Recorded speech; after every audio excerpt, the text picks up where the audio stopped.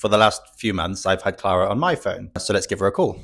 Good afternoon, and thanks for calling Adam Stevens. How can I help? Yeah, I'd like to arrange a meeting with Adam this afternoon, please. I'll take a couple of details and make sure Adam gets your message. What time were you thinking for the meeting? Oh, I don't know, 4 p.m.? I'll pass that message on to Adam. Is there anything else I can help you with? Just tell him to bring snacks. Got it. I'll let Adam know to bring snacks too. That'll do, thank you. Thank you. We'll be in touch soon. Goodbye. So give Clara a try. The number's in the bio and let us know. Did you feel heard?